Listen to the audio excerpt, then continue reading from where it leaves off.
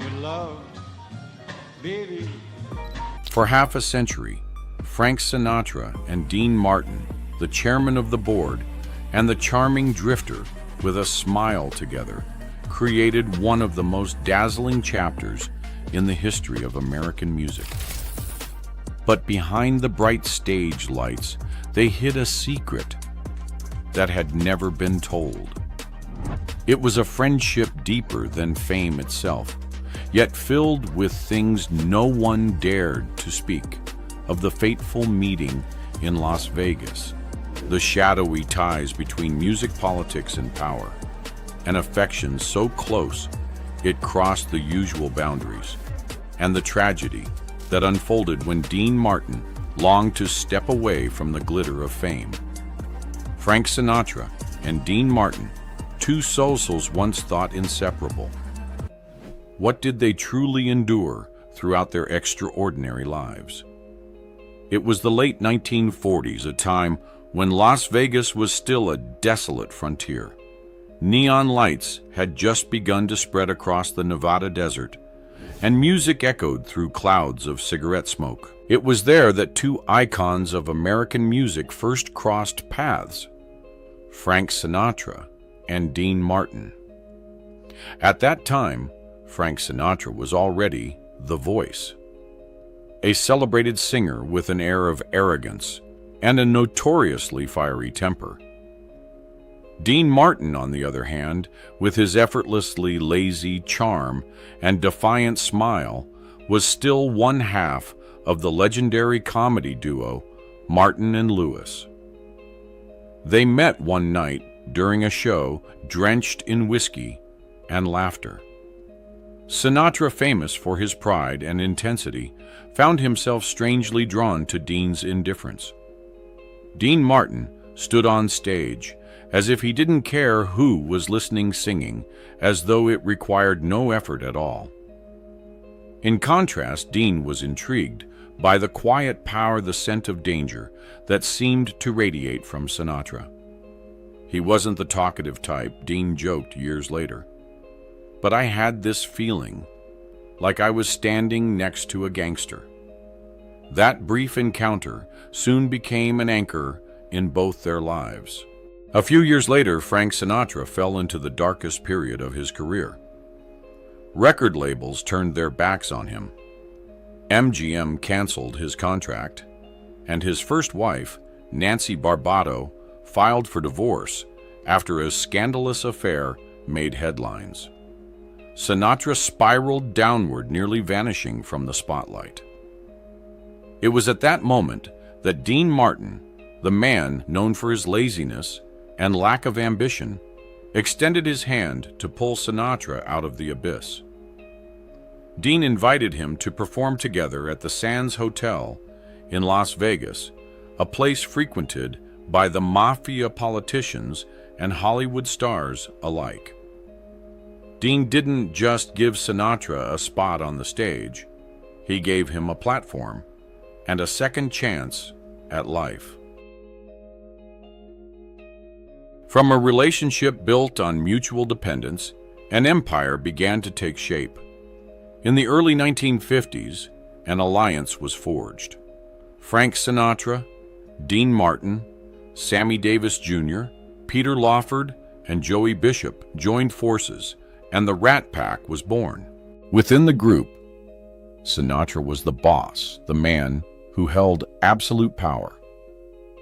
A single nod from him could lift someone to the peak of fame or erase them forever from Hollywood. The nightly performances at the Sands Hotel became a ritual for the elite. Sinatra commanded the stage, Martin cracked jokes, Sammy Davis Jr.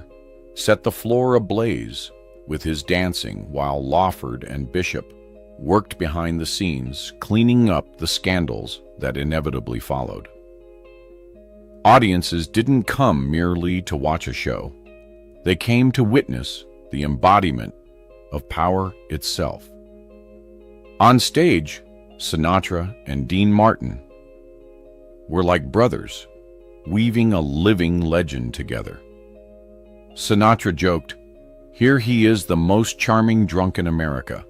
And Dean replied, "I keep forgetting I have to sing right after Frank." The whole room erupted in laughter. Yet beneath that laughter lingered an uneasy, unspoken tension. Because behind the bright stage lights, they were playing a very different kind of game. Through Peter Lawford, brother-in-law of President John F. Kennedy, the Rat Pack swiftly became known as the entertainers of the White House, earning special privileges among America's upper class. Sinatra soon grew close to political circles, while the Mays quietly used their performances as a cover to manipulate casinos and tighten their grip on the entertainment industry. The press called them the Kings of Cool. But that word cool was only a sleek disguise, a polished mask hiding both power and sin. Every night, they were not only performers, but also crucial pawns on the grand chessboard of influence. Dean Martin once said a line that sent chills down everyone's spine. "We didn't rule the world, but the world had to listen to us." But Martin wasn't joking, because behind those flawless duets on the Sands Hotel stage lay a network so intricate that even the FBI couldn't penetrate it. Frank Sinatra was infamous for his close relationship with Sam Giancana, the notorious mafia boss of Chicago. Giancana adored Sinatra, not just for his voice, but because the singer had opened the door for the Moya's grand entrance into Hollywood. Dean Martin, on the other hand, was under the protection of the casino tycoons in Nevada, men who understood that as long as Martin kept smiling, guests would stay a few hours longer, which meant millions more pouring into their gambling tables. According to several former FBI agents, the Rat Pack's so-called parties were far more than nights of booze and women. They were gatherings where politicians, businessmen, and criminals mingled freely, where deals were sealed with a handshake. At those meetings, a joke from Dean could smooth a business transaction, and a song from Sinatra could open the door to the political world.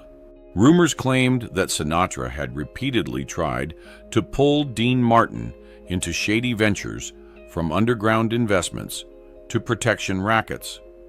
But Dean, sharp and remarkably shrewd, always knew how to stand on the safe side of the line, never allowing himself to be dragged into the swamp of power. He once said, "I don't like to play cards. I just like to stand aside and watch." Yet Dean Martin, the man who always wanted to stay away from trouble, ultimately couldn't escape the enormous shadow of Frank Sinatra. No matter how hard he tried to keep his hands clean, simply standing beside Sinatra was enough to mark him as guilty by association. Because Frank, with his fiery temper and deep ties to the underworld, had been under FBI surveillance for years. And on the list of close associates recorded in their files, Dean Martin's name was always near the top. What was strange, however, was that Dean never left him.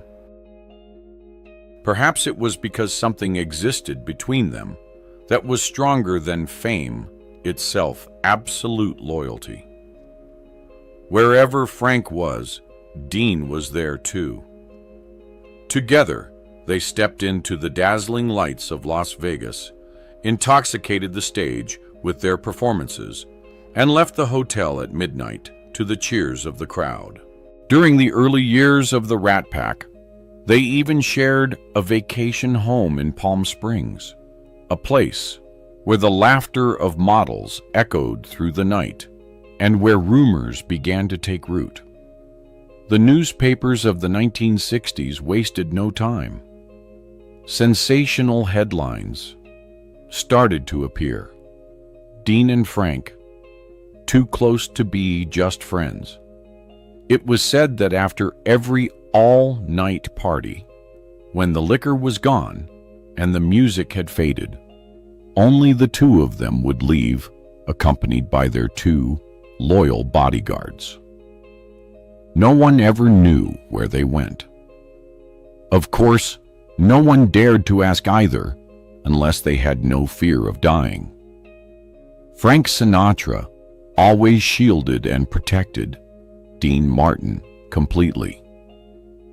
When Dean was criticized for being late or performing drunk on stage, it was Frank who intervened to smooth things over. "No one has the right to lay a finger on Dean," he once told a reporter, nearly smashing the man's camera in the process. As for Dean Martin, the man known as the most charmingly lazy guy in show business, he rarely showed emotion. Yet once he uttered a line that silenced all of Hollywood. "If Frank calls, I'll come. No questions asked." Reporters from The Hollywood Reporter described their relationship as highly unusual. They shared hotel rooms, often vacationed alone together, and there were nights just the two of them after the Rat Pack's parties had ended. A security guard from the Sands Hotel once recalled Sinatra could lose his mind if Dean got too close to someone else. He controlled Dean like he owned him, and then that jealousy finally exploded. In 1962, backstage at a show in Las Vegas, Frank Sinatra reportedly lost control when he saw Dean Martin speaking intimately with actress Angie Dickinson.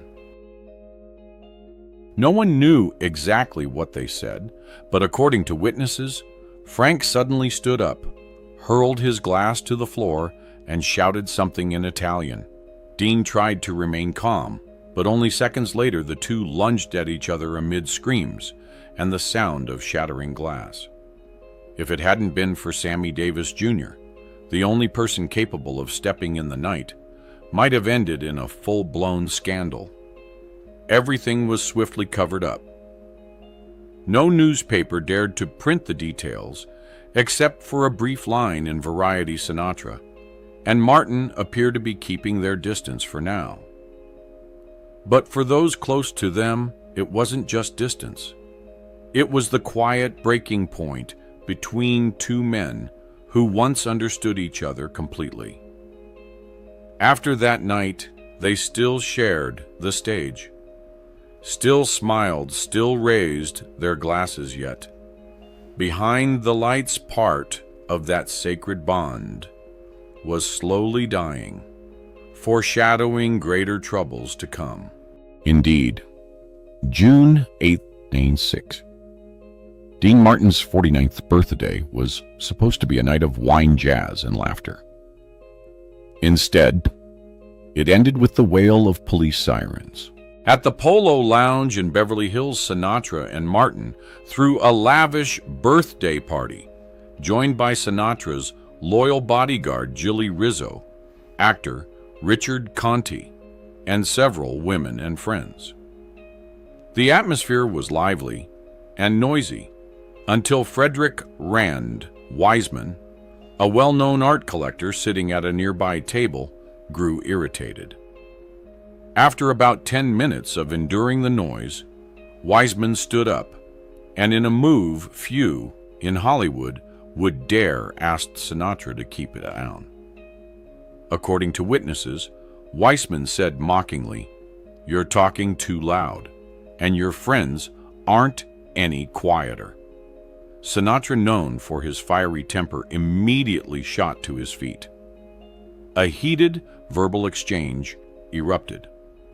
Witnesses later recalled that Wiseman used words deeply offensive to Italian Americans, and Sinatra retaliated with an anti-Semitic remark.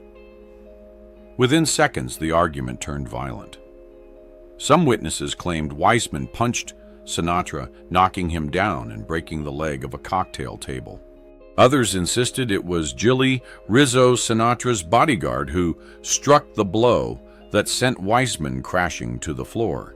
Dean Martin, who despised physical fights, stayed on the sidelines and was the first to call the police. When questioned, Dean calmly replied, "I didn't see anything. I just want to go home and sleep." He admitted that Frank had lost control, but carefully avoided saying who had started it. Weissman later underwent nearly 3 hours of surgery for a severe head injury, and doctors weren't even sure he would survive. The media exploded. Major newspapers ran sensational headlines: Sinatra's rage secrets behind the Las Vegas curtain, and Hollywood's most powerful star loses control. Dozens of reporters swarmed the hospital, surrounding every entrance in hopes of catching a single photo or comment. The rumor spread so fast that by the next morning, Sinatra's name was plastered across every front page. Sinatra, instead of staying to face the chaos, vanished from Beverly Hills, reportedly fleeing to Los Angeles to spend time with his young girlfriend, Mia Farrow, while Dean flew to Lake Tahoe to play golf, avoiding all questions from the police. None of them pressed charges, and no one was ever convicted. But the brawl at the Polo Lounge became a silent, yet profound turning point. It exposed the dangerous ties between the Rat Pack and the criminal underworld, while leaving the first visible crack in what once seemed an unbreakable friendship between Frank Sinatra and Dean Martin. Frank Sinatra, the man of blinding lights and impulsive fury, had gone through several short-lived marriages. Ava Gardner, Mia Farrow, but none of them ever brought him peace. Amid nights of liquor and jazz, Dean was the only one he truly trusted, or at least the only one who made him feel a little less alone. Yet their friendship was never an equal one. Frank was the boss, the man who gave orders and demanded absolute loyalty. Dean was the opposite, carefree, detached, and belonging to no one, not even Frank. That contrast planted the seeds of fracture. One night in 1965, at the Sands Hotel, Sinatra, drunk and irritable, turned to Dean in front of hundreds of spectators and shouted, "You've got no passion, except for that damn bottle." Dean smiled, raised his glass, and coolly replied, "And you're drunk on power, Frank." The audience roared with laughter, thinking it was part of the act. But those who were there knew better. This was no longer just comedy. There was already a deep divide between them. Dean had grown tired of the chaos and noise. He chose golf, light wine, and peace instead. They saw each other less often, but they stayed in touch. Then in 1987, tragedy struck. Dean's son, Dean Paul Martin Jr., died in a plane crash. The F-4 Phantom he was piloting vanished from radar during a training flight over the San Bernardino Mountains. When the rescue team found the wreckage, there was nothing left but scorched debris and a name tag buried in the snow. Dean received the news in the middle of the night. It was said that when the police knocked on his door, he just sat motionless, too shocked to speak. From that day on, he became a shadow of himself. He canceled all his shows, refused interviews, and told his manager, "I don't want to go back on stage." Sinatra couldn't accept seeing his friend collapse. In desperation, he wrote letters, even drove to Dean's house himself to beg him to return. "You've got to come back to me, Dean.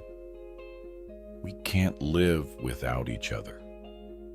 Sinatra said. Eventually, Dean reluctantly agreed to join the Together Again tour in 1988, more to please his old friend than anything else. But pain can't be hidden under the lights. On stage in Chicago, as Sinatra sang "I've Got You Under My Skin," Dean quietly walked out from the wings and left. The audience murmured in confusion, while Sinatra stood still for several seconds, staring after Dean's fading silhouette. After that night, they never spoke again. Dean withdrew completely from the glittering world. He lived alone in his Beverly Hills mansion, spending his days watching old news footage of his son and drinking quietly.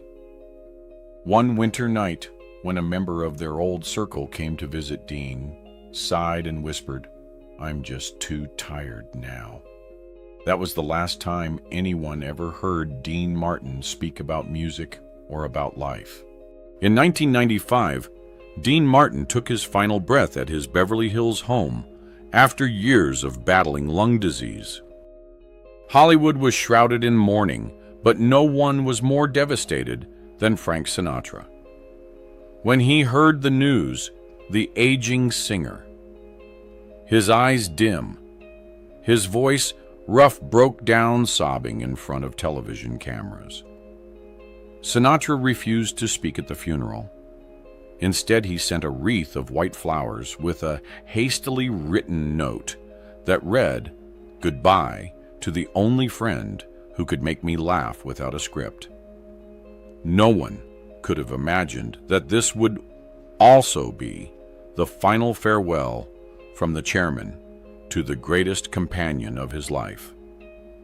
3 years later, in 1998, Frank Sinatra, too, passed away in solitude inside a quiet room filled only with the sound of a respirator and darkness.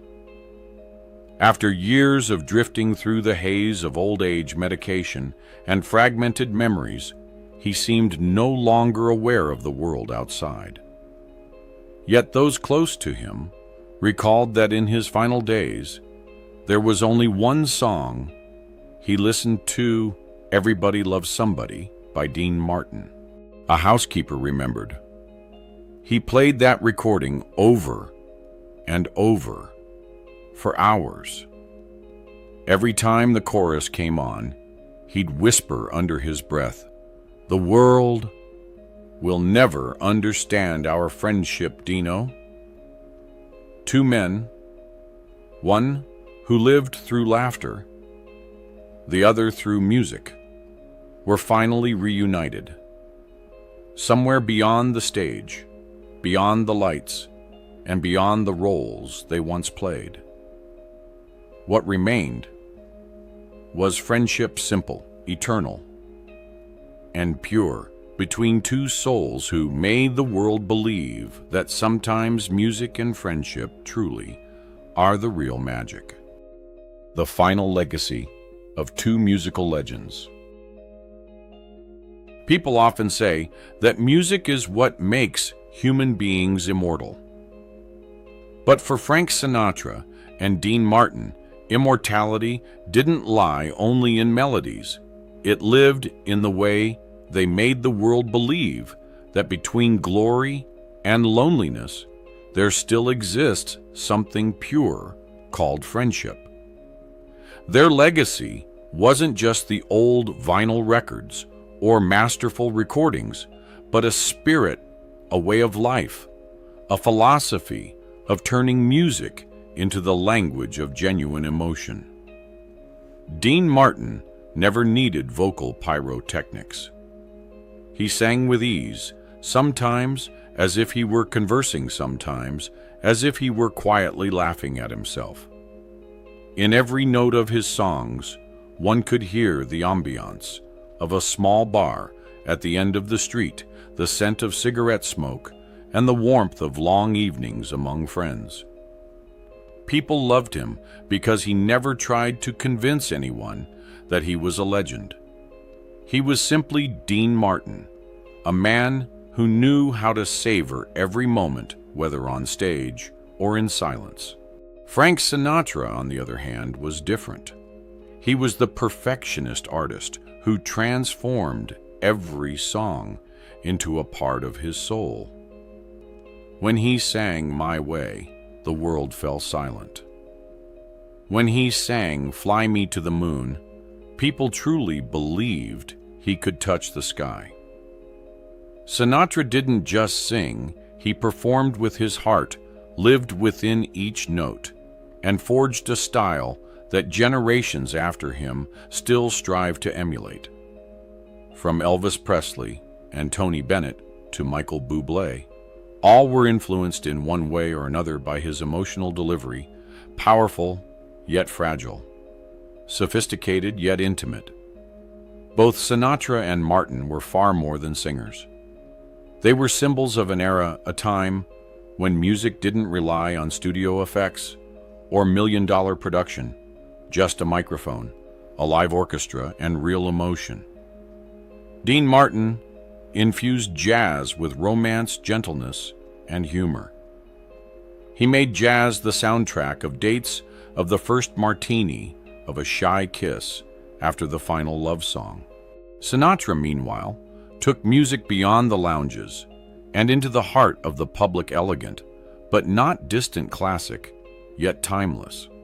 He turned loneliness into art, making people realize that sadness too could be beautiful when sung with pride. From New York to Paris, from the casinos of Nevada to the concert halls of London, their music pulsed like the heartbeat of the 20th century. Sinatra taught the world how to live with passion, while Dean taught it how to laugh through exhaustion. One was the symphony of strength, the other, the melody of surrender. And that very contrast made them an irreplaceable duo of legend. What set them apart from all other artists was that they didn't just live by music, they lived within each other's music. Dean Martin once said, "I never have to try. When I'm beside Frank, the music knows where to go." And Sinatra once admitted, "Dean makes people happy without even trying. I've always been jealous of that." Together they built the image of the ideal American man, charming, resilient, capable of love, of failure, and of rising again. They had it all: the charisma of the stage, the spirit of whiskey, and the deep melancholy of true artists' souls. Today, even when technology can replicate voices and stages have been replaced by screens, people still return to the voices of Sinatra and Martin to rediscover something primal: sincerity. In their music, we don't hear technique. We hear humanity. A missed note, a shaky breath, even a laugh in the middle of a song. All of it was real. And that authenticity is what made them immortal. If one could imagine a heaven for departed musicians, Frank and Dean would surely be there beside an old piano, with smoke curling in the air and half-empty glasses of whiskey. Frank would still be adjusting the microphone, Dean would still be cracking jokes, and when the music begins, they would sing together once more. No Las Vegas stage, no blinding audience lights, just two friends singing for each other. And here on earth every time. That's Amore, or Strangers in the Night plays. People can still feel them somehow within the notes, within the memories, within the way this world still wants to love, laugh, and dream the way those two men once did. People used to say, if Frank is the soul of Las Vegas, then Dean is its heart. And perhaps that's the most perfect way to sum up everything they left behind. Sinatra was reason Martin was emotion. And when those two merged, they created the golden age of American music. More than half a century has passed, yet whenever Frank Sinatra's voice echoes, one can almost hear Dean Martin's raspy laughter blending into the melody. Both men are gone, but their legacy remains in every small bar, every dusty vinyl, every quiet night, when the world is left with nothing but the sound of an old song. Somewhere among the stars, Frank is probably still tapping his fingers to a jazz rhythm while Dean smiles softly and says, "You're late again, Frank." Then they sing together, not for the audience, not for fame, but because they once promised to sing until the world stopped turning. Frank Sinatra and Dean Martin. Two legends not only of music, but of friendship, humanity, and an era that believed a voice could heal the world. And perhaps that is the greatest part of their legacy. Music was never meant just to be heard, but to be felt, remembered, and lived. As the world changes day by day, the songs of Frank Sinatra and Dean Martin remind us that elegance never goes out of style, and sincere emotion never fades. They may have left us, but their voices still linger through quiet nights in a small bar at the end of the street, where someone still hums softly, "Fly me to the moon," as if time itself never dared to touch them.